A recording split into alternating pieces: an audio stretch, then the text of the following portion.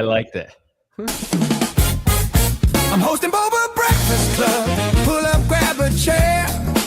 Snow outside the window, tapioca in the air. Bo Jackson Battle Arena. Yeah, I curate the sleigh.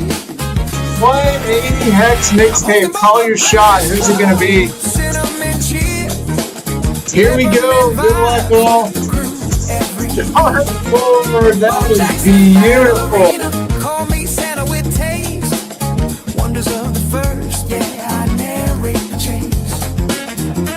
And there's a banger. There's an absolute banger. Whoa! Let me give you a banger. Oh my goodness, I gotta say that one. But I still sing loud. Like a choir of survivors in a holiday crowd. All right, welcome to Bo Battle Breakers for breakfast. Merry Christmas, everybody. Hope you had a great one. And of course, in that intro clip, you saw Eric L., Mr. Hop, The Card Society with that banger, Cousin Eddie, perfectly timed Christmas hit. And then following up was Seth from, or also known as Long Tub, Mainly Breaks. Everybody's got to have three names. Like, I don't know what's with you guys. Like, you think you're like a, music artist, and like, we just have to keep, it's like shifted away from Prince with the one character name, and now like we have to have 15 names for everybody. You guys are like Carolina Girl with Grace, Wonders Workshop. And then finally we have Jason here also, who has shed the his Tulane sweatshirt and now is wearing a Georgetown. So not only has he given up his hometown team, he's also now turned into a Yankee lover. But sure, go ahead and defend yourself, Jason. Well, my daughter's in town from college, and that's where she goes, Georgetown. And when she's in town, it goes from Roll Wave to Hoya Saxa. Yeah. So that's so just enjoying our time with her, and it's the first thing I grabbed. That's awesome. It's good to have family back home. All right. Yeah. So it's great to actually be on the air. I hope everybody had a great Christmas. And I know we didn't talk today before the show, guys, about what we're going to talk about. But one thing that Seth mentioned, he mentioned the stack behind me that I'm accumulating. And actually, it really hasn't grown. I might have reorganized it a little bit so it looks more impressive than it was. But one of the things I did is right before Christmas, I took a drive north and I stopped at several Dick's because I had been tracking the double mega inventory at Dick's within 100 miles. And I kept thinking like, oh, maybe I'll go up there. Maybe I'll go up there. I'm not too far. Of course, Seth and I, like, we share the Boston metro area. So I know if I don't get there, Seth will. And I was surprised because there's a Dick's House of Cards in Boston in the Prudential Center. And the inventory stayed there. And I wasn't surprised by that because it's a nightmare. I mean, who wants to pay $25 an hour to go in and buy your Bo Jackson Battle Arena box? It's downtown Boston. It's nightmare parking. So I was like, that's a good one I can get. I can bring my son. He can run in and I can snag it. Well, on the way up, we called several of the places and they're like, no, we don't have it, even though it says it. We actually stopped because just to make sure, sometimes, the workers don't always know what's going on. And they don't have it. So what's crazy is we had like 5 stores within 100 miles that still had Bo Battle Arena. None of them had the product. Phantom inventory listings. So what's crazy to me is I haven't seen the price. I went to radishpriceguide.com and I checked on the price of the double mega and it hasn't moved. And that is insane because as we know, Tecmo's not coming for months. So the fact that Dick's now is, I don't really think there's any product left at Dick's. And the price of that double mega is so going to get squeezed because there's nothing left to rip. And we've only grown as a community. And I didn't know were you guys aware that these Dick's listings were phantom at this point, at least in my area? I haven't seen a box in the wild ever here. I know there were a few guys that gobbled a lot up. They went to a few stores and bought them out. But yeah, there's been nothing. It's been dry the whole time. Yeah, agreed. Slappy, we have a little bit of an overlap there. So most of the stores I had called, as soon as I mentioned the product, maybe I'm not the only person calling, like, no, we don't have it. But I fortunately found one that had a handful and I got some there. But since I've tried calling back and it's been a lot of no's. So yeah, we'll see. Yeah, down here it's scarce, being in New Orleans, but found one at our local Dick's in suburb of New Orleans and just went to at a business lunch, and afterwards told my buddy who I work with, said, "Hey, dude, we need to stop at Dick's." I'm like, "For what?" I'm like, "I need to go get cards." So we luckily ran in, and they were showing 9 in stock. Well, there was only 8 on the shelf, so I'm walking around, and they have a security tag on each one, with the cables on it and everything. Seriously, a security tag on it? Okay. Absolutely. And so I'm walking around with 8 of them stacked up. People looking at me goofy, and I didn't care, so I grabbed them. But that's the only ones I've seen. Yeah. And that's a great point, Jason, because I'm thinking about Seth on Black Friday. He went into Target, he waited in line, and he got his 2 that he was allowed to at Target. And it's kind of fascinating, isn't it, guys, that the product's available at Target and Dick's. One allows 2, one allows 10. And at Dick's, you're right, Jason, like those 10 boxes, like the first time I bought it, the woman's like, "Whoa, there's a limit on this," and she's calling. And the reason why is because it looks like when you carry 8, it seems like a lot, doesn't it, Jason? Oh yeah. And it's kind of funny you're talking about limits, because I'm getting to the counter and I put it down. She goes, "Yeah, oh yeah, I think there's a limit on this." I said, "Oh yeah, it's 8," because I know I had 8 in my hand, right? So I Jason, and she listened to me like I work at Dick's, which I don't. So I was like, okay, yeah. So it's 10. Is that the limit at Dick's? 10 is the limit. Okay. Yeah. Okay. Yeah. Which and you're like me. When I went in, I actually I'm not like you, because I went by the rules. I asked an associate, "Hey, the sign says Pokemon 2. I didn't break any rules. The Rules are made to be 8. broken. I asked an associate, I'm like, "This sign says Pokemon 2, everything else 10, so I can get 10 of these, right?" And she goes, "Yeah." So when I went up to the front, to the point we were talking about, I mean, it's to my chin, and I'm holding it down below my waist. And when I put it up there, she's like, "I'm gonna need to check." I'm like, No, you don't need to check. I checked with her. She said 10. It's not Pokemon. And so I was like, all I needed was somebody to be like, "Oh, I know we don't have that on the sign, but this guy's coming up with 10. We got to put limits on this." And actually, at a Dick's, I did get shut down. They did say 2, and at the time, I was a rookie, and I didn't push back, which the stack could have been bigger. Yeah. I mean, that's still a formidable stack you have there, Slap. Yeah, you got a nice retail display there. Yeah. Put a little end cap in your office. That's more than an end cap. It's like a double end cap for sure. Yeah, so like what I've noticed, 5 breaks right there. Yeah, it's like a whole desk. Yeah. Well, as we've established, I don't like going out of order. So I'm trying to rip through my alpha update before I get to this. So I'm trying to rip it. And what's really hard is I've been on eBay, like over Christmas, I've been looking at eBay because there's a few holes. Not holes. There's a few things I'd like to improve on my Apex deck. And so I'm trying to grab things out there. And I'm realizing I'm like, I really shouldn't, because I have 175 packs from alpha and primarily alpha and update that I haven't ripped yet. So I could be buying things that I don't need because I just haven't ripped them yet. I might have that bow card in there for all I know. I believe you do have the bow card. Buy most of that alpha. Only one way to find out. I know. Well, I like you guys, as we know here on Ratch, like we like doing content. We like doing this show and by the way, this is Bow Battle Breakers for breakfast. Thank you everybody for joining us. And we like doing content. So what's hard is I look at it. I never was somebody who, I don't understand when, kids nowadays watch video games being played on YouTube. And so with ripping is like, I enjoy ripping. I know everybody enjoys ripping. And when you're in a break, in one of your breaks, you enjoy watching the rip. And but you guys know better than anyone else, right? How many people are actually purchasing break spots and how many people are there just to watch your rips?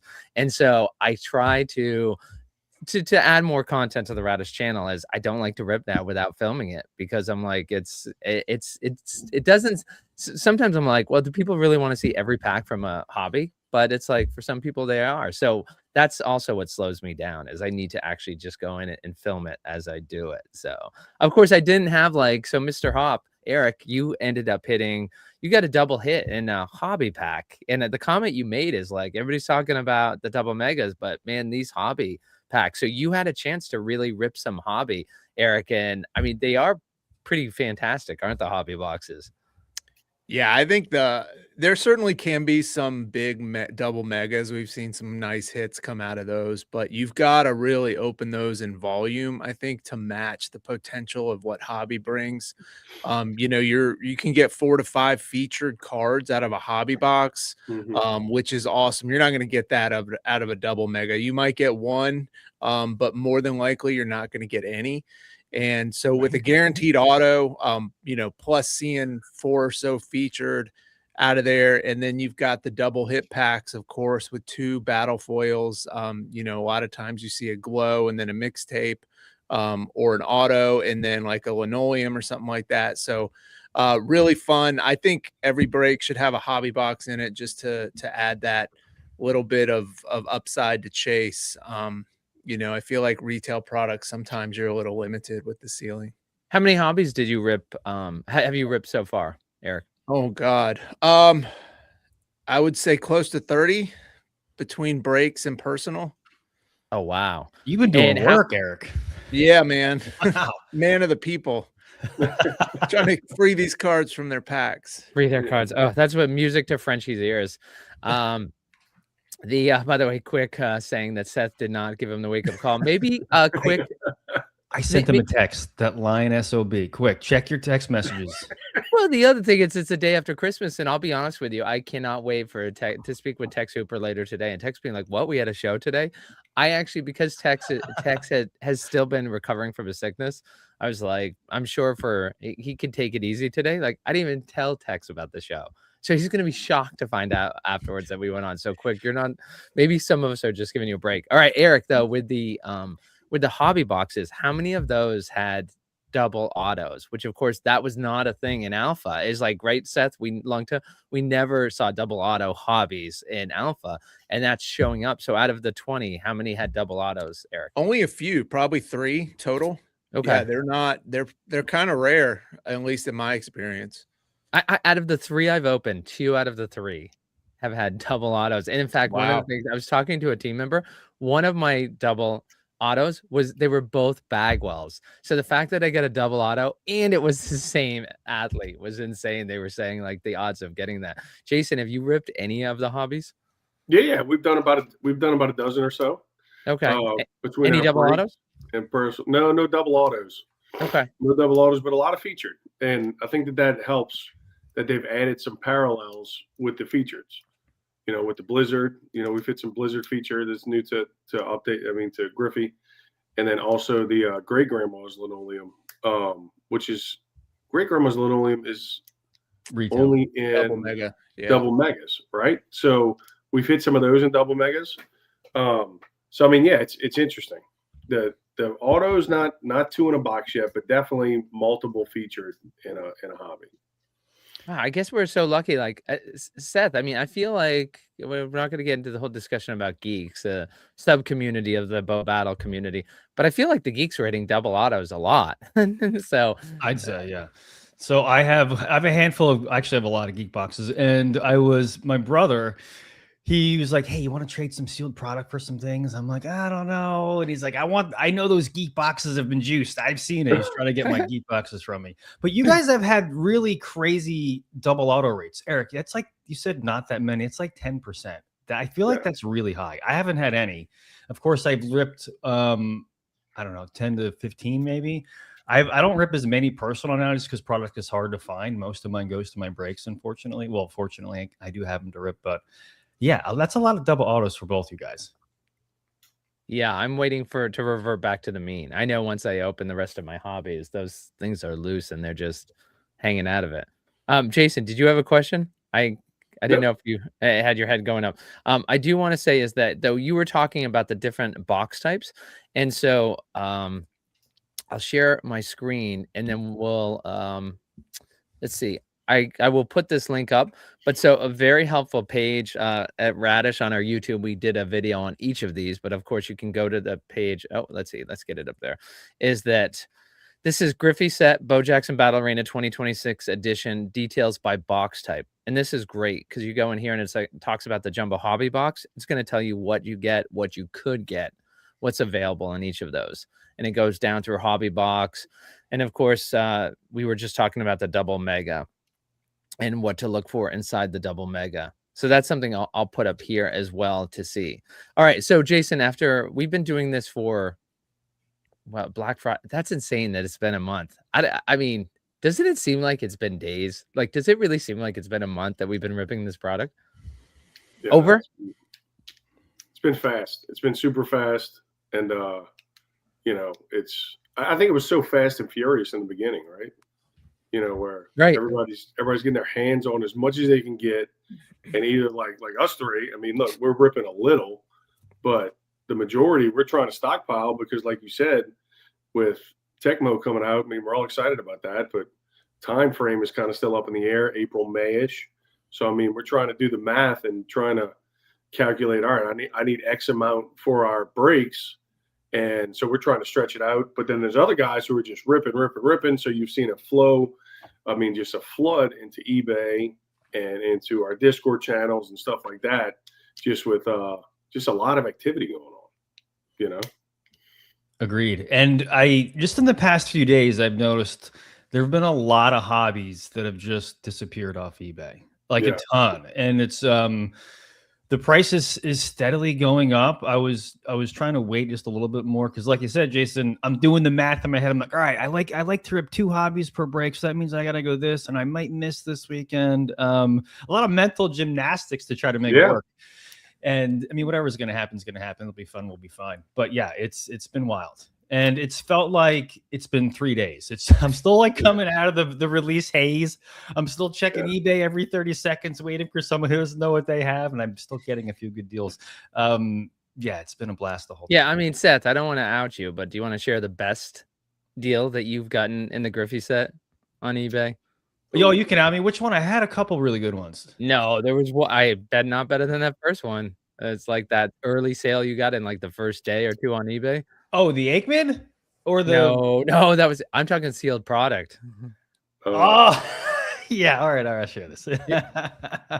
I mean, everybody can see the sales history. It's me. So people I just know. happened to look, and I'm lucky every now and then. I got 2 jumbos of sealed jumbos. No, hold on, wait. Yeah. So obviously we're saying you got a deal. Like those are, what did one go at auction for? Like 3,000 or something like that. They're steadily at 3,000. So Jason, what do you think? Like when I say he stole it, like what do you think he stole it for?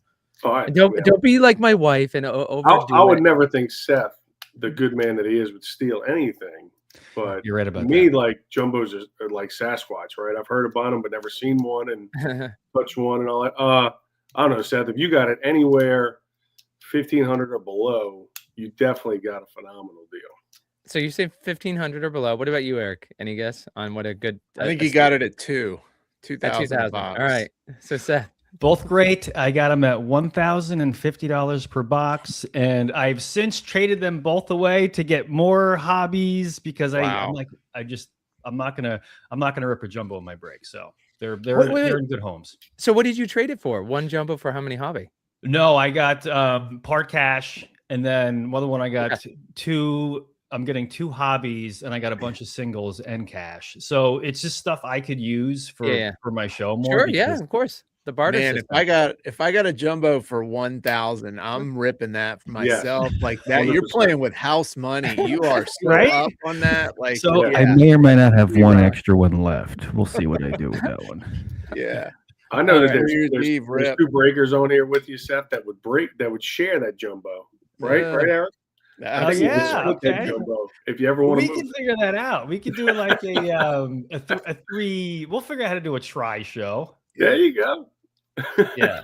All right. Well, it's I do want to just add on. We're talking about the sealed case price. You can always go to radishpriceguide.com where Big Rob, he has it collated perfectly so you can find the best last sale. Interesting, no sales today. So we're slowing down a little bit. That's also an interesting note that when we used to look at this, it's sorted right now by the last sold. So the last box sold, not surprising, is a Griffey double mega box.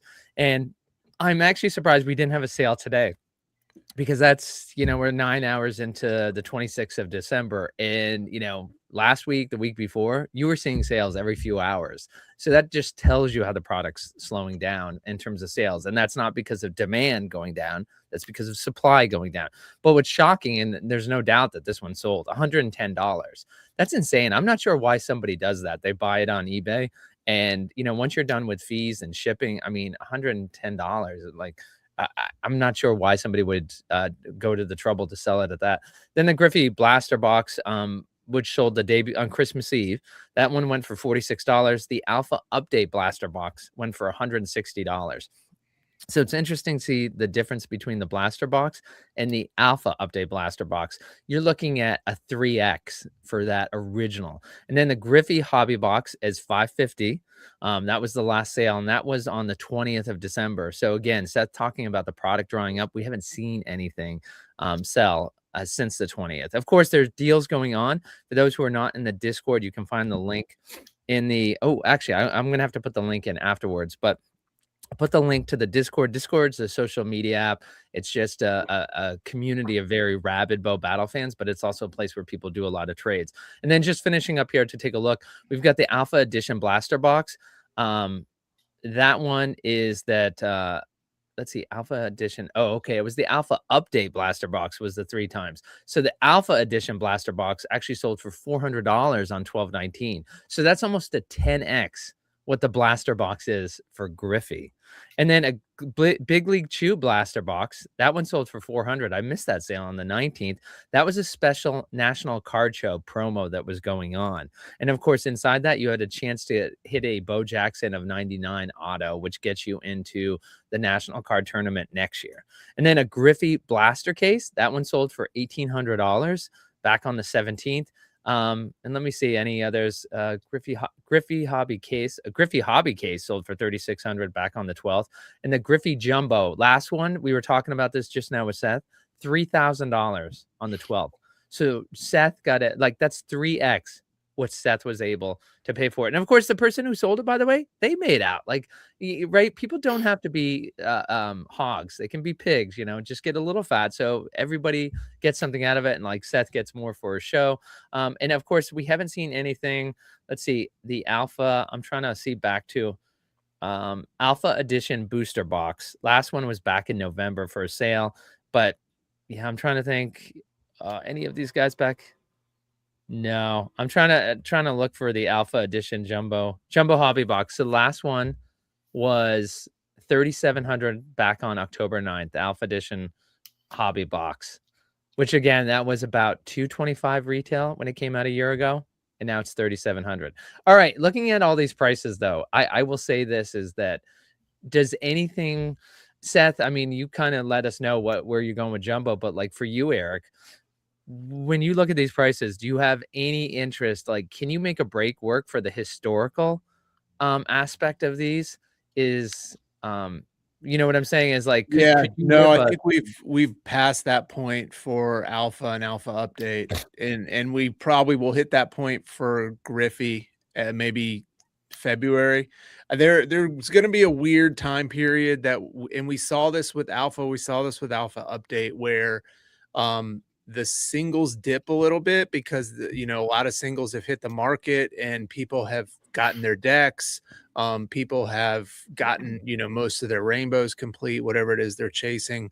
But there's so little wax to be held found that the wax prices go up just because there's so little inventory available. And we're already starting to see that now. There was a very, very small window right after Thanksgiving where everyone was putting their hobby boxes on eBay, and you could get them for under 500. I was sniping them for like 475 here and there, and just, you know, trying to find as many as I possibly could. But that went away very quickly. It was like maybe 4 or 5 because you bought them all. Because you bought them all. I definitely didn't buy them all. No, I was there with Eric. Yeah, I don't look at those other guys with 30 hobby boxes in their breaks. Yeah, that was not here.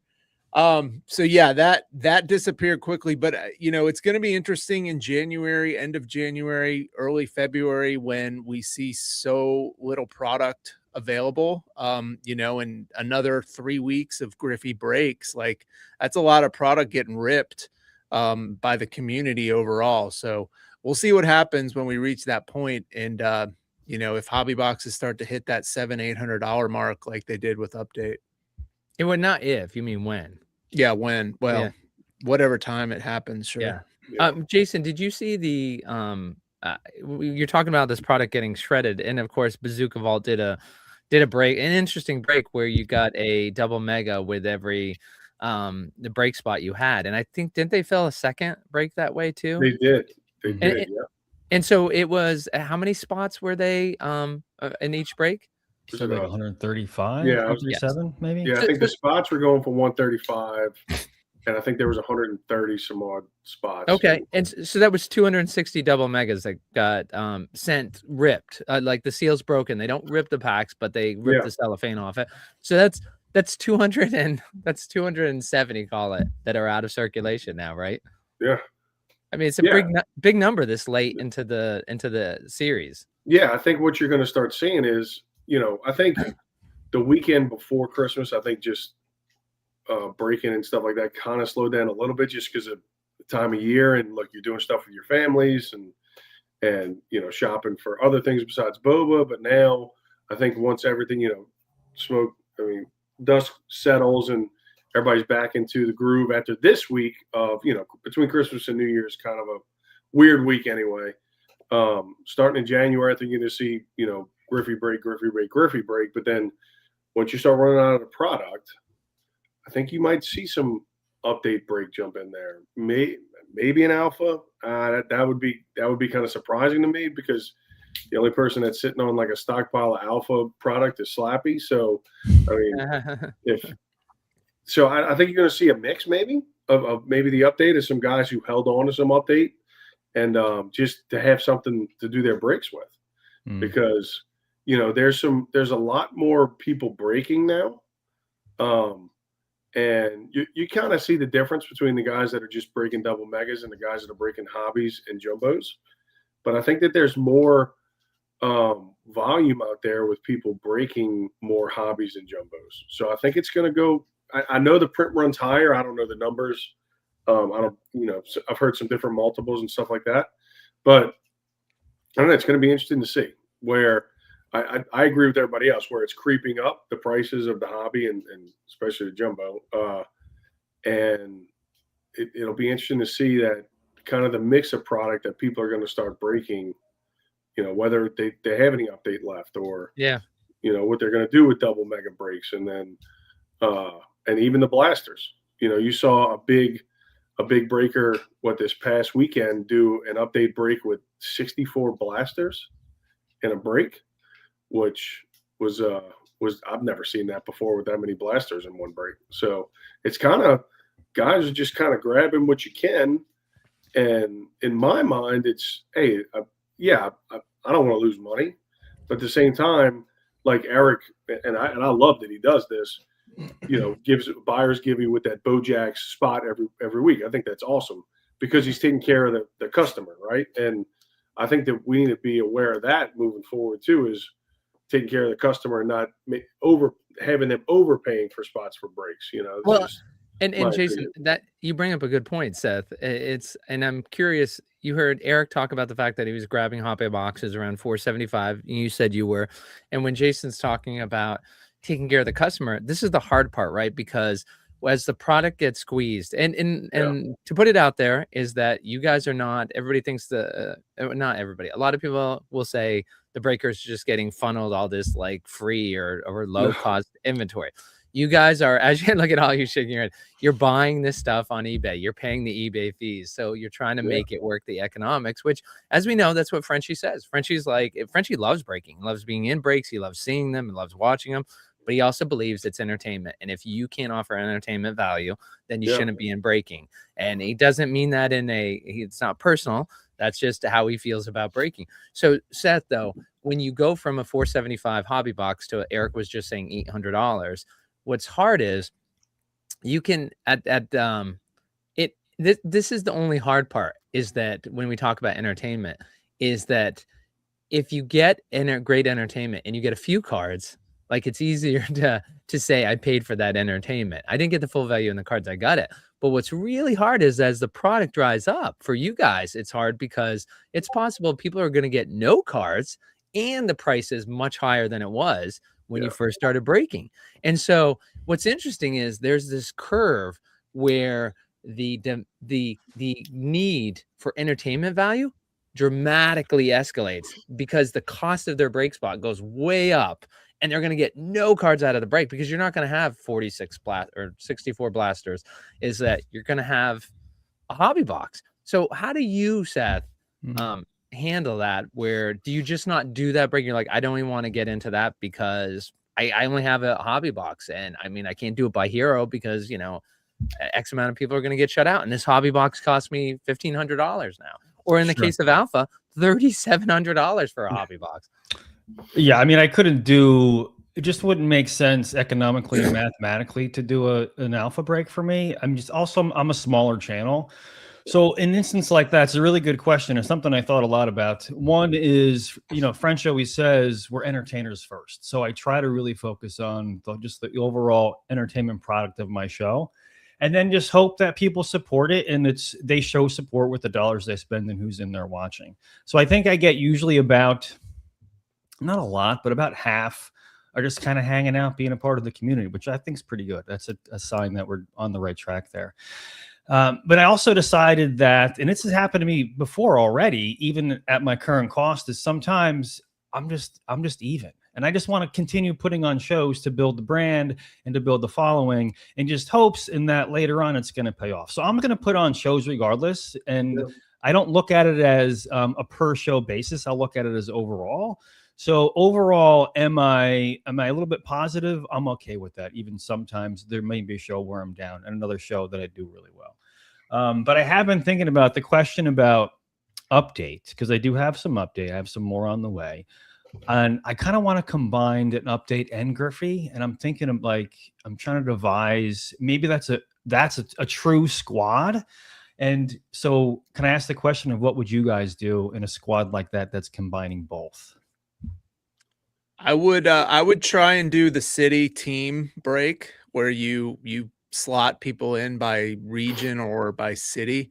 I did one for Griffey and it was like 37 spots. So I think if you added in alpha update, combined them, got a few more cities, you know, maybe get like a 60, 70 spot break with a combo. You could also do a power break with all products. Everybody would, that's what I was thinking of. If I had alpha update, the easiest thing would probably just do a power break with update and Griffey in there. Eric, what do you do with people like Peekaboo Street when it comes to your city break? So I had a tennis / golf spot in mind that had the tennis golf players. Peekaboo, you know, alpha update. So I haven't done a city break with alpha update. But I also I took Cousin Eddie and Flavor Flav and I just added them to whatever I thought were the weakest spots. I think I had a Utah spot with Ace Bailey and Marksman, Laurie Markkinen. Didn't think that was a super desirable spot. So I added Cousin Eddie in there with them. He's hanging out in Utah. So that ended up being a decent chase for somebody. Let's be honest, on his way from, I think it's Nevada, isn't that where he lost the farm on his way to Chicago? You're right. He probably went to a Jazz game. Yeah. Yeah. I like the power break idea, Eric. That's kind of the simplest, easiest one to go to. But then with our breaks, I didn't do it by city. I just did it by I threw everything in Excel, every hero, and then just kind of looked at similarities, right? So like we used Cousin for an example. So I have Cousin and Dumper together, and the name of that spot is Dirty Jobs. So I combined them too. Yeah, I mean, just and look, I see you smiling, Seth. Like I had so much fun just creating the different groups and pairings, and I wanted to be, feature, non-feature, and I started to do that. And yeah, that's probably the most fair. But then there's also, spots where I did, one of them is Greek Bros, where it's all the anti somethings in one spot, and it's, I just kind of had fun with it and threw it out there. And I've gotten comments that, hey, I love the pairings, I love the names. So just kind of like you would love this, set the Bronx Bomber spot, right? Mhm. As Gav learned Mr. October. So, you Mhm. know, there's different, I just had fun with it and just kind of hoping that the community would like it. And it seems like they do. And then there are some, you know, when you have two features in one spot, there is a higher chance that you're gonna miss. And I explained that to them. Hey, look, this is, if you're gonna hit, you're gonna hit. If you're not, you know, we'll do our best to take care of you. And so, I mean, it's fun. And, you know, Seth, I think you would have a blast just creating the spots, you know, just like I have Javalanche and K9 together, and I named it Iditarod because I'm like, oh, that's kind of cool. And just like, I like it. So, yeah. I did a similar thing with mine too. And yours a little bit more creative, but yeah, no, that's a really good point. I had fun too. I tried to pair similarities. The Bronx Bombers obviously had one that was catchers, so it was Carlton Fisk and it was Baldwin. Yeah. And you know, Braves pitchers. I did positions often or teams, but that was a lot of fun. I agree. Yeah. Time consuming and fun. Yeah. It's, you know, like I got a pitcher spot and I named it like Pumping Tiger Cheddar because that's, you know, just an old school like pitching saying. It's just fun. You know? Well, it's Seth, when you say time consuming, I mean, that's what Frenchie's looking for. That's what the Bow Battle team's looking for. Whether it's Valley Hit House, who's, you know, doing the costumes and really putting time into their production, or whether it's the break spots and taking the time to figure it out, is that's the audience recognizes that you're putting the time in to be creative, and then actually the time it takes to sort that and do the break that way. And Jason, you know, you were talking about the feedback, but Whatnot's a little tricky. Like, I mean, at Radish, we did do some breaks on Whatnot, so I'm familiar with how it works, but it's really hard, right, with the audience, because to a certain extent, there's instant feedback on how you're doing, but it's not always honest feedback, like the number you see of the people in the room, because on Whatnot, you're gonna have so many people who are just, it's like being on a New York City sidewalk and you're a street performer and there are people walking by. And you can't take heart to the fact that people stop for 2 seconds, then move on. It's not that you weren't doing a good job. It's just that's not their vibe. So you're going to get people coming into your Whatnot stream who just, they want to see, what is this about? And they're like, oh, that's nothing, I'm interested. And then they move on. So so how do you guys look at, when you see those Whatnot, be honest, you three, do you guys look at the audience number, watch it going up and down? And do you feel the pressure, like when you see it drop from like 53 down to 37? Like, do you feel like, am I doing something wrong? Do I need to change something in show? I mean, I pay attention to it. Absolutely. And Allison, who's watching the stream, sitting next to me on her computer, yeah, she's paying attention to it too. But, you know, during the stream, I mean, kind of have a game plan going in and, you know, what we're going to be doing. It's kind of hard to kind of change or add any kind of anything during the stream. Sure. But definitely keeps us aware of planning of, hey, did this time work? You know, what was going on then? And, you know, it's things like that. I mean, definitely data and research that we gather and then kind of implement the scheduling of our future shows. And then, you know, you got to understand too, like we have a lot of friends in the community and we try to help each other. We try to rate each other when possible, you know, at the end of our shows. And you know, you're going to get a big influx when there's a raid, whether it's 20 to 50, whatever. And it's real hard to stay there when you get that raid. So, I mean, you kind of do your best and you kind of pump your energy up as much as you can. Yeah. But I'm just like the first couple times, I was super nervous. Like, oh, why did we lose 5 people after the raid? Like we should have kept everybody. But in all reality, you're not. You're not but just keeping just that energy up, I think is important, and keeping consistent to who you are is good. And you know, you definitely keep an eye on it. You definitely keep the energy up, and good for you, because I'm not saying you should change it mid-show. I'm just saying that human reaction to want to change something when you have a plan and you're trying to stick to it, but it's hard to be like, well, why did I lose those? But Eric, I mean, any thoughts on that? Yeah, there's not a lot you can do midstream once the numbers kind of are what they are. Right. you can boost your show if you want to pay $25 and promote your show to get higher up in the algorithm of whatnot. If you're not doing a giveaway, you can certainly put a giveaway up, which will in a nice giveaway to keep people from leaving. Maybe they'll stick around at least for that 5 minutes. You know, but if you're in the middle of ripping and all the spots are filled and the numbers are going down, there's really not a lot you can do at that point. You know, if you're selling spots, you can add in twists like stash or pass, or, you know, C3 pick one, just something to sort of juice it up, make it a little more spicy for people to stick around and put bids in. But yeah, I think overall the numbers, it's certainly something I look at, but I don't tend to react to it unless it's like a massive, you know, drop. Back in the day, I say back in the day, I guess 4 or 5 months ago, it used to just be myself and Hobby Club were like the only daytime streamers. And I saw a big difference as soon as Hobby Club was on. You know, there would be people that were bouncing back and forth between my stream and their stream, or they would go buy some spots over there and maybe pop back in mine for a little while. But, you know, now that I think you're kind of seeing almost every time slot getting filled up by somebody and there's multiple breaks going on, you know, those numbers have sort of evened out a little bit and not as drastic of a swing. Yeah, that's a good point, guys. One of the things I recently started doing when I was getting rated towards the end of someone else's stream is I knew that if I was ripping, what am I going to do to keep them in here? So I just started doing a pack givey right away, and then I would open the pack on stream. That's been helpful for a little bit. And back to your question, Slappy. Yes, I think about that all the time. When I see the people, like all of a sudden there'll be 30 new names. It'll say like, only I can see these names.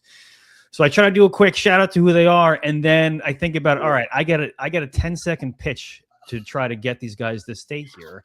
Many times they have no idea what the hell I'm ripping. So I just practice and play around with various really brief statements and pitches to get them to stay. None of which that have been all too successful, if I'm being honest. I'm still finding that magic line or two. But yeah, that's my process. That's a great point, Seth, because we're used to the 2-minute elevator pitch, and you're basically, I think you're right. It's a 10-second. You don't have 2 minutes to keep these people, right? That's all I got, because they're just scrolling up, right? 10 seconds. Maybe that's liberal. Maybe it's more like 3. I don't know. Yeah. So.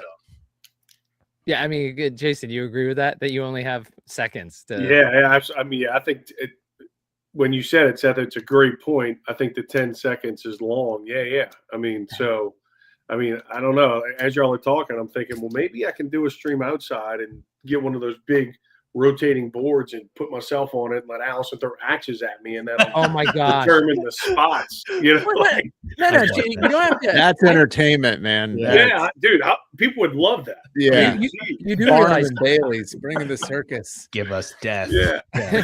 You do realize that Valley Hit House is now stealing that idea and 100% doing that. You'll be wearing gladiator stuff next time. You don't have to make it lethal, by the way. Seriously, that idea is great. Like, just don't throw the axes, but like, like she takes like a water balloon gun? A water balloon filled with paint, throws it at the board, and wherever and if it hits you in the face, like she's got to redo it. But wherever the most blot is on the board, like that's the spot you get. Oh my god. Yeah, that's the type of creative stuff that she would absolutely love doing that. That's the scary part. You know? Does she watch this, Jason? She does. Yep. You got a new show plan next week. Oh, she critiques it. Absolutely. You know, she's all in, guys. She is all in. All right, so now I don't want to get into the controversial issue, which it was great. Like actually, Seth, when I was up on, I gotta find it. I should actually share it. But when I was up in northern New Hampshire there just a couple days ago, there was a sign on a telephone pole, and it said, "AI is the doctrine of evil." Let me see if I can. Let's see. Yeah, there we go. Okay. This is on a telephone pole in Conway, New Hampshire. And not to go where the doctrine of evil. We don't have those kind of signs on posts in New Orleans, guys. So, what's that? We don't have those kind of signs and posts in New Orleans. We have different kind of sayings that people put on there and stuff that I can't talk about on the stream. Well, that's the first time. That's the first time I've seen this, Jason. Yeah. But I was curious if you guys have ever used, and it's amazing to me, by the way, on AI. I saw something the other day on Instagram where this person was saying, oh, you want something done crappy? Oh, you don't want to pay actors to be real clients. You just want AI generate it. So you want it to look unnatural and crappy? Yeah, we can do that. You have nothing to do with AI, but you're going to use AI because everybody else is. It almost like mimicking like in 1999, like the .com, like when pet.com with no real business sold for like 50 million. And people are acting like AI is the same thing. As I don't know how you guys are, but like AI has been a godsend at Radish, like for everything that we do. So I've seen the transgression, and Big Rob actually works with AI as part of his job. So he lets me know when a big update is coming. But I will say it's amazing how AI has improved everything. And that's leading me up to ask you guys, have you actually plugged in your braking format, what you do with braking, talking about the city brakes, talking about the power brakes, talking about everything you're doing? Have you plugged it into AI and asked it, what is the best way to entertain for your viewers? I'm curious if you guys have used AI and if it's given you any feedback. Yes, and yes. I'm just here's why I stopped. First of all, when I first started, now I'm kind of, I don't want to say I'm a boomer in like ways, but I didn't know how to set all this stuff up. So I'm trying to figure it out, and I'm sending ChatGPT pictures. I'm like, all right, this goes here. I have this mic. What do I do? And all of a sudden I ran out of my free thing. I'm like, crap, now I got to pay. So now I'm a paying $20 a month ChatGPT member. So I'm like, I might as well use it. So I will say this. One, they wrote my song for the that I had a tweak on for your holiday album song. Quick segue is I tried really hard to be number 1. I'm number 3 right now on in popularity. You guys, whoever else must be really listening to your song. So I listen to my song a lot. But I have asked it so many things about the format and the break. I will say the feedback on that is not great right now. It's like the suggestions just don't work for me. Even if I explain it, like the process and what I'm doing, not ideal. But if I want to feel good about myself, I tell AI, and there's like, yeah, that's a good idea. So just a little pat on the back. They'll give me that too. Yeah, I mean, a good friend of ours used it in what I was talking about earlier in determining the brake spots and stuff, and it was sent to me, and I just wasn't feeling it. I wasn't feeling it, so I kind of jumped in there and kind of mumbled it all up, and kind of created my own pairings with it. But I use it with imaging. It's very helpful with imaging. But as far as I'm going to do it though, I think that's a good idea. You're like, hey, this is what we do in our show. How could we beef it up a little bit? Just to kind of see what they say. And it might be something that's attainable, and maybe something that's not. But I think it's a great idea. Hey, quick, by the way, ads. AI tells me not to have anxiety. Just relax. Why didn't I think about that? And again, it's making leaps and bounds in different places. I'm just curious, and like, Eric, I'm curious to hear how it's helped your braking. By the way, this is just a reminder to everybody in the Bow Battle community who's watching this, is that sometimes, right, it's just like, why are, when you look at the prices and brakes, one is like we talked earlier about folks actually finding product out there secondary. They're not getting it from the company, so they got to pay the secondary prices. And then number 2 is that when you look at all the time that's put into it, as somebody who's braking, like we've talked about it, the massive amount of time of sorting and shipping, and then actually developing these strategies. So you can see these breakers trying every way they can to make it more entertaining for you, also create that value that you're looking for. And again, because that's the one thing to remind people about Bow Battle Arena. If folks are watching this is Bow Battle Breakers for Breakfast, and we're talking about the Bow Battle Arena, which is, it's a game from Bo Jackson. And this will never be the cheapest card trading set that you're ever going to see in the store, nor should it be, because it's not. The value is much greater than a Tops. Tops has, like, I can't remember who I was talking in the community about this. It's hard. Like, I tend to knock Tops a little bit too much. There's a place for Tops, but if you are looking for product to rip that just has insane hits, not always the most valuable. A lot of times, yes, but even just the parallels, the color that you rip, that might not be high dollar value, but you feel good when you rip the pack because of the color you see. So anyway, we're just talking with 3 of the breakers from Bow Battle Arena this morning, talking about everything that goes into it. So Eric, with that, is that do you use AI at all to help you with your brakes at all? I have not. No. I've used AI certainly for several other things. A lot of marketing and emails and things like that. But I have not integrated into brakes. I'm definitely open to it and would be curious to see what it could possibly do. For me, I always look at brakes as in the consumer's eyes. If I was a consumer joining this brake, what exactly would I want to see? How would I want it to go down? And so I'm big ADD guy. Like I can't sit in a stream for 12, 14 hours. And so if I'm buying into a spot for a brake, like I want that brake filled quick.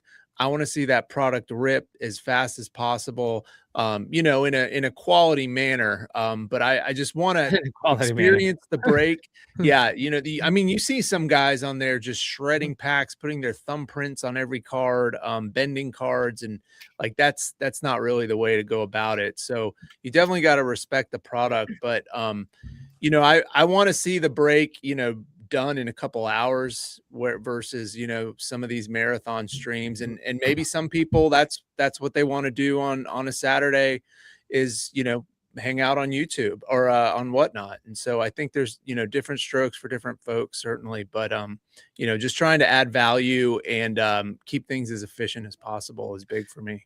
Seth and Jason, I'm shocked to hear Eric say that his ADHD as he looks away, but he also he has his day job too, so that's probably somebody coming in.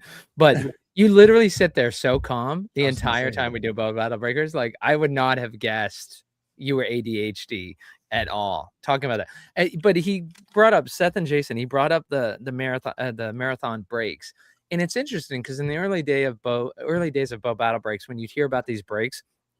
Like the next morning, somebody would say they're still going. They've been going since last night. And there's entertainment value in that. And there's hype being, it's going to be talked about in the community. But does that still have merit after a year of, seeing those breaks every once in a while? Because the one thing I hear from my friends who really they buy into breaks all the time, they'll wake up and be like, hey, did so-and-so get hit? Because they're not staying up all night long with the breakers. So is the value there anymore when it's not the first time it's been done? It's common enough that people do all night breaks, and the person who buys the spot doesn't actually get to experience seeing their card rip, to Eric's point. So Seth and Jason, how do you guys feel about that? Do you think we might see less of those marathon breaks? Because what value does that bring to the person who buys in the break? Yeah, go ahead, Seth. Yeah, no, I haven't even really thought about that. On the spot, I'm going to say there aren't many people that are equipped to do those breaks now anyway. And so I think how often they'll be happening will probably be fine and enough. And, people will show up and like Eric said, and buy in the beginning. Like I always don't stick around to the breaks, and I'll buy a spot and do other things too. But they'll have its place for sure. Cause there's something there's unique there. Like not everyone can pull off a 13-hour break in terms of product, energy, and just be able to do it like physically. That's a really challenging thing to do. Like I talk all the time is like, I have the energy to do it, that the mental energy to stay focused for 2.5, 3 hours straight while I'm engaging with the chat and trying to deal with the cards. And I only do half the thing. You guys break the cards and you're talking to the chat. I just hang out behind and talk to the chat. And I have Miss Manley or Breezy break. So I'm doing half the work. It's hard. So I think they'll have its place because they're fun. But wait, so Seth, when you bring that up, you're talking about that from the breaker's perspective. I was talking about from the person who buys into the break, because you're forgetting again. The audience does not know everything that you guys do. And we can mention it here and a few people will hear it. They won't fully understand it or take it in because they haven't done it. So when you talk about it, what it takes for a 13-hour break, it looks like a couple of guys having fun. Yeah. Hey, if you do it right, it does not look like work. If you do it right as a breaker, it looks like you're having fun hanging out with your pal or your wife or your family member all night long. So that's what. So if they don't stay for the break all night. So I hear what you're saying from the breaker's perspective, but I think it's one of those things where it's a badge of honor as a breaker for you to do it, because all the breakers know what it takes to go into that. But if your break spot holders are not watching it, where's the value for them? What do they get out of that if they're not going to be there all night? They bought a lottery ticket. I Yeah. was gonna say, just hopefully get a good card. Yeah, That's You it. buy a lottery ticket, wake up to see if your numbers hit in the morning, or you're just doing it to support that stream, which is, perfectly fine. And that's great. I do it all the time. I'll buy a spot from a streamer Yep. I like, just to support them and throw some money their way. And, if I get a card or cards, that's awesome. If not, oh, well, I help support them. Yeah, I think that happens more. I think with the release of Griffey and any big time event, like when Nationals comes around, or when when the Vegas show came around, which was a combination of Griffey and Vegas, right? I think that those breaks are going to be there. It's going to be. I was lucky enough to be part of that big break in Vegas and was kind of the worker bee behind the scenes with Bazooka and Valley, and but I think there's going to be less product, right? There's going to be less product, so I think that those marathon breaks, I guess we call them, are going to be fewer and far between, and there's more. So there's more breakers out there who are doing more product in their breaks, and then there's also going to be where the price level gets higher. There's still going to be some, where there's some people sitting on product, I'm sure, and they're just kind of waiting for that timing to do that marathon break, and they'll call it the whatever's on the calendar, right? They'll link it and market it and make sense of it, and I think they'll still be there. I think that people do get fired up for that, and there's some people who will hang around all night, and a lot of people who just kind of fall asleep as they're watching it, just like we do watching TV, right? And keep those viewer numbers up. Yep. Yeah, exactly. I mean, I've done it. I've been on the stream before and had it on my phone and fell asleep and woke up and like, hey, did anything hit? So. Right. Yeah, I still think there's a place for it, but I think it'll be maybe less frequent until Tecmo comes. When Tecmo comes, there's probably going to be a 4-day break that somebody's going to do. So, wow. Which will be crazy. Kind of like the time that, for those old enough to remember, when the Baltimore Orioles opened the season not winning a game, and this DJ said he wasn't going to go to sleep until they won a game.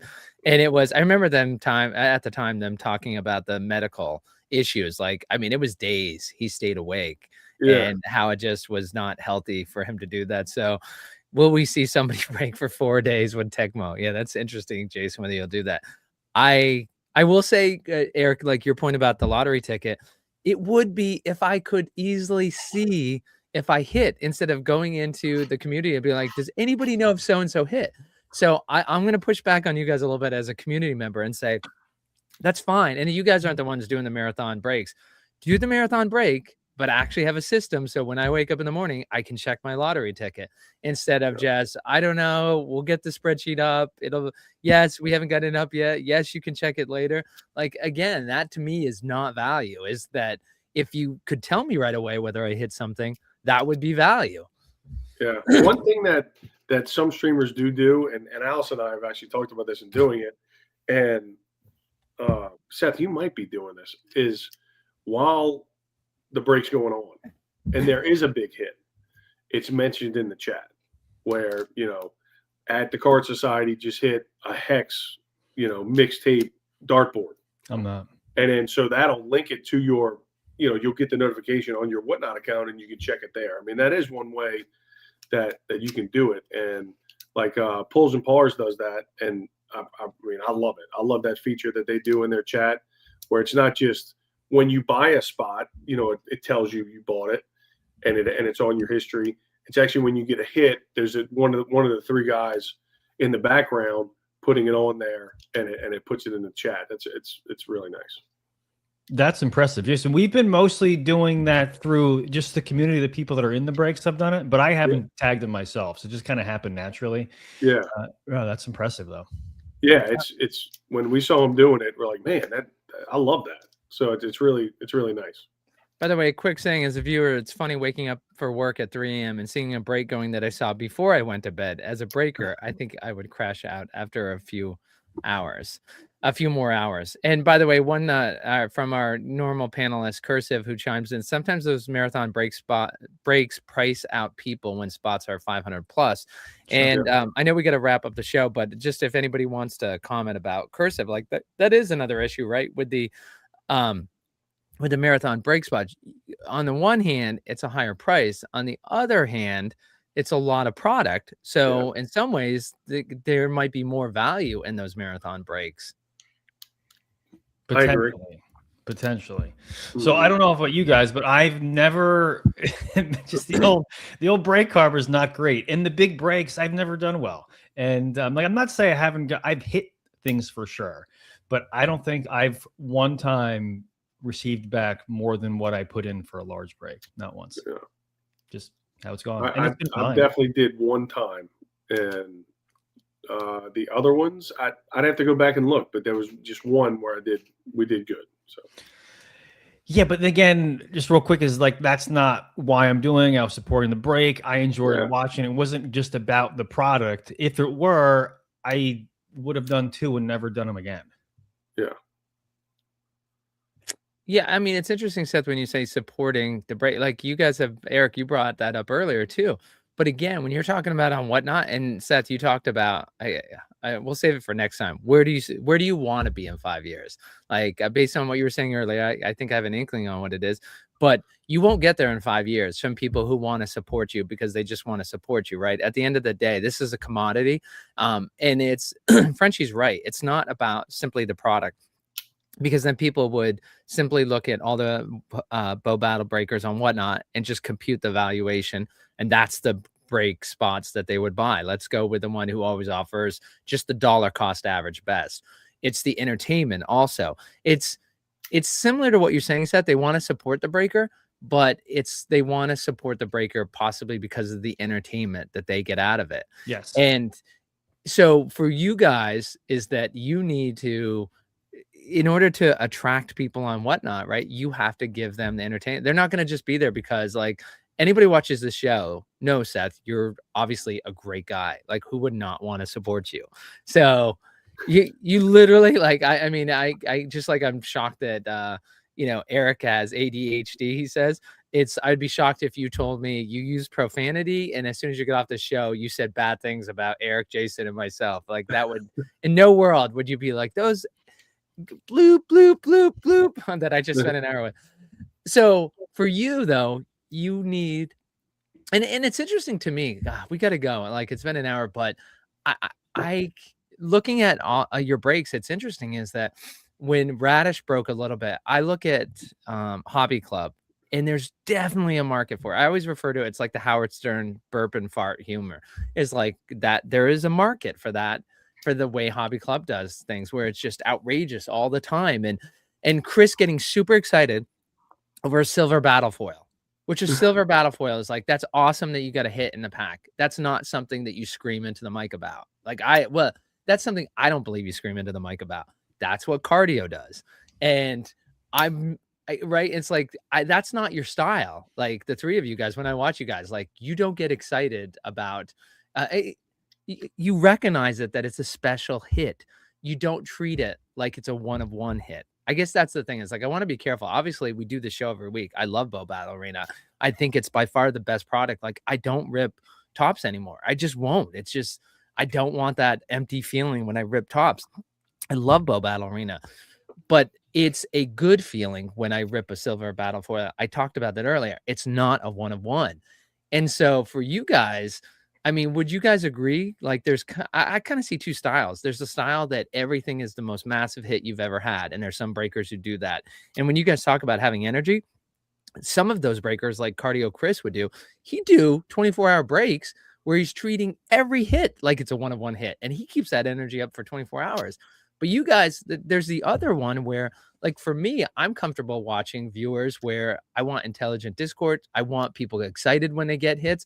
I want people excited when there's a silver battle foil, but I want proportionality. I mean, do you guys kind of see this the same way where they're like, there's two type of breakers that way?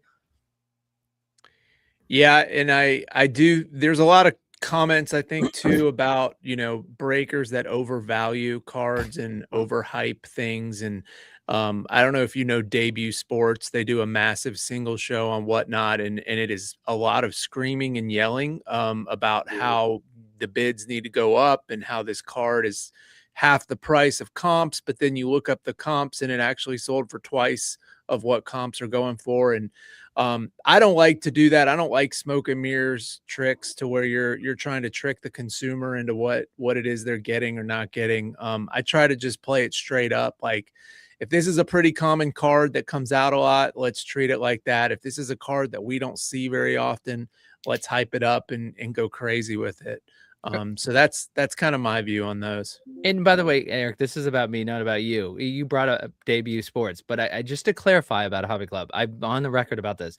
Bow Battle Arena wouldn't have gone as fast as it did and did as well as it did without Hobby Club. I love Mitch, I love Cole. Those guys are doing a great job over there.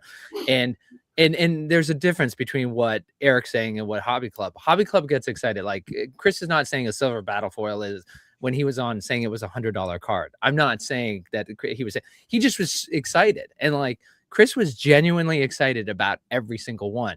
So there's two type of issues, right? There's hyping and dishonest, like you're talking about with what we, well, so that's I not, that's I not also saying- think too, though, with like a new product, and especially with what is great about Bow Battle Arena is the artwork, right? So with a Topps or Panini product, you know, you're not always talking about the photography on the card or the Right. images on the card, because a lot of times they're recycled and they're the same in every single product.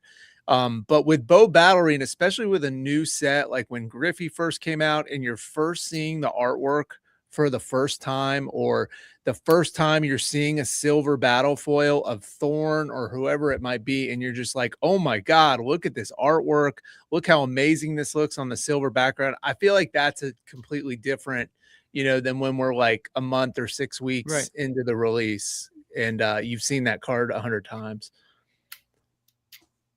Seth? Yeah, I agree. It's genuine, Eric, and I agree 100% what you're saying. Listen, we talk about it all the time. Hobby Club, they were entertaining and great, and you couldn't look away. They did so much. I love what they've done. I'm just not quite that animated. I'm still going to be animated, Eric, like you talked about, a good looking card. I'm always going to talk about that. Or maybe there's an athlete that had a great year that I know about, and I'll talk about the athlete. So that's all fair game to talk about in a fun way. Yeah, and I think the community is good at kind of policing its own about people who might be overvaluing certain things or maybe acting in a dishonest way. There was a quick story just last week where there was a newer breaker that was doing that. And a bunch of breakers that have been seasoned around for a little bit hopped in there, and they just kind of let people know what the true value of things were. They all got banned, but that's what they did because they felt like it was the right thing to do, to let everyone know that, hey, listen, this guy's saying this car is $10. It's probably about $1 or whatever it was. I don't know the exact figure there, but yeah, we tend to police our own. Yeah, no, I think that's a good point. Is that, you know, we do look out for each other, and you know, I kind of look. I get excited. I mean, we talked, Eric, you were mentioning people screaming at you on the stream and stuff like that. Like that's what got me to Boba was, you know, I was doing, you know, just got into sports cards and, you know, was going on breaks and stuff like that. And guys screaming at you like bid now at the bottom. I'm like, this isn't fun. Like I'm looking for something to get away from stress and to just enjoy life. Like this isn't enjoyable. I mean, I got all kinds of people that scream at me all day. I don't want to have any more of that. So, like, finding something that's enjoyable and peaceful and fun, you know, and value. I think that's important, and not, you know, misleading people with, you know, with if I hit a headliner, I'm going to be like, all right, these are headliners. These only come in the blaster. These, you know, and kind of give some information because there's always new people in there. So, kind of referencing the list that you pulled up a little while ago, Slappy, and just kind of being honest with it. But when there's a, you know, like with Update, whenever there was a howitzer, look, I'm jumping out my chair. I mean, because that's my guy, right? But with now, like that, when we hit that Flava Flav auto, like that was huge to me. It might not be huge to a lot of people because he's not an athlete or whatever, but to me, that's awesome. And you know, and I can't keep that in. So it's coming out. Yeah, I'm glad to hear that people don't yell at you on your stream. That means Allison's not yelling at you when you're doing your stream. So that's good to hear. When we turn the camera off. is when we yell first. He's the sweetest thing. I find that hard to believe. No. But I will say I would love to. The offer's out there for Hobby Club, of course, for other breakers to come on the show. But I've had the offer out there for Hobby Club. We'd love to have them. They're just so busy. They haven't taken up on the offer. But I don't mind hearing Mitch yell. Like, I will say that, like, when you're talking about, like, I agree That's a with you. different kind of yell. That's more like an excitement yell. I'm talking about the ones that are like demanding you to bid. Like, that's yes. Yeah, and every other word's an F-bomb, and they're screaming at you. No, Mitch is beautiful. Like, Mitch, I mean, he is beautiful. I love that guy. But but that was my point. Like, when we got, and I shouldn't have brought it up at the end when we didn't have much time, is that I do appreciate the three of you and how you do it. It's like, to me, it's a more cerebral approach. But again, some people want, the excitement at 99% all the time for as long as the break's going. And that's why I'd love to have Mitch come on the show and do that, because he does that. Right. There are very few people who are capable about doing. We're talking about marathon breaks. Well, just even doing that where you're at 99% excited all the time. And Mitch is able to do it. And what's great is if you've met Mitch is genuinely that person. When I met him at the Shattering in Columbia, South Carolina last year, Mitch is one of the most fun people to be around. In fact, I was very disappointed he wasn't in Vegas, because he's like that when the cameras are off. He is kind of like talking excitedly and loud all the time because life is excited and loud to him, and just great being around him. All right. Anyway, speaking of excited and loud, is that Eric, do you have a break starting in 18 minutes? 48. Yeah, we're going at 11 Eastern. Yeah. Okay. So, and we're live on the day after Christmas, December 26, 2025. So what do you got coming up? 3 hobbies, 3 double megas, 3 blasters. Pick your hero. I run the spots super fast. We do 10-second sudden death, so we try to fill it in about 40 minutes. That was the time last week, and everybody loves it. Break fills fast. We get to rip in, usually pull some heat. And then tomorrow morning, single show. Don't miss that one either. 9 a.m. Eastern. 9 a.m. Eastern. And you'll be wearing what costume today and what costume tomorrow? I'm kidding. I'm the man in black today. Yeah. That's a pretty big break, Eric. That's a good size. That's a lot of product. Yeah. That's exciting.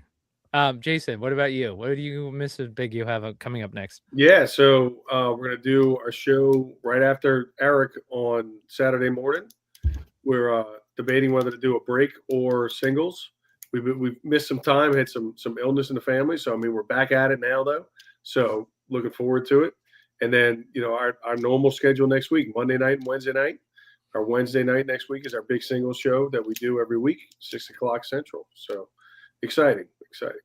Awesome. And I will get the links for all you guys in the description after the show, after we go off the show, so people can click through to their links. I'll get it up right away. So anybody who wants to link over to Card Society, starting in a half an hour. Seth. Yeah, normally we're Sunday. I'll be with the family in New Jersey, hanging out with some more Discord members that are there. So I'll do a January 1st, New Year's Day break, 2 p.m. I'm going to try to do it with some family members because the one after Thanksgiving didn't work last time. Yeah, then after that, we're Sunday at 6 p.m., right around 6. That's our slot. Okay. Well, it's appreciate everybody for being here. We have Seth, mainly breaks. You might know him as Lungta in the community. By the way, Seth, why Lungta? I don't think I've ever asked you. What's a great question. So Lungta is Tibetan for wind horse. I'm Buddhist, and that my favorite explanation of wind horse is the energy of basic goodness. So, wow. Wait, what did I say about the guy? And when he goes off the air, like. Literally, I had no idea what Lungta meant, but like, I think we could say for sure he's not getting off the air saying those bloop, bloop, bloop people. I am doing That's awesome. All right. Well, listen, we've got Seth from Mainly Breaks on here. So thank you for joining us. Eric, Mr. Hop, you know him, the Card Society, and then Jason, Big U Breaks, along with his wife, Mrs. Big U Breaks. Thank you guys so much for joining us. This has been Bow Battle Breakers for breakfast, and we will see you next Friday and every Friday live. I'm hosting Boba Breakfast Club. Pull up, grab a chair. Snow outside the window, tapioca in the air. Bo Jackson back. 180 Hex mixtape. Call your shot. Who's it gonna be? Cinnamon cheer. Here we go. Good luck, all. Hardcore. That was beautiful. Call me Santa with taste. Wonders of the first, yeah, I narrate the chase. And there's a banger. There's an absolute banger. Whoa! Let me give you a banger. Oh my goodness, I gotta Three say hacks that deep, one. but I still sing loud. Like a choir of survivors in a holiday crowd.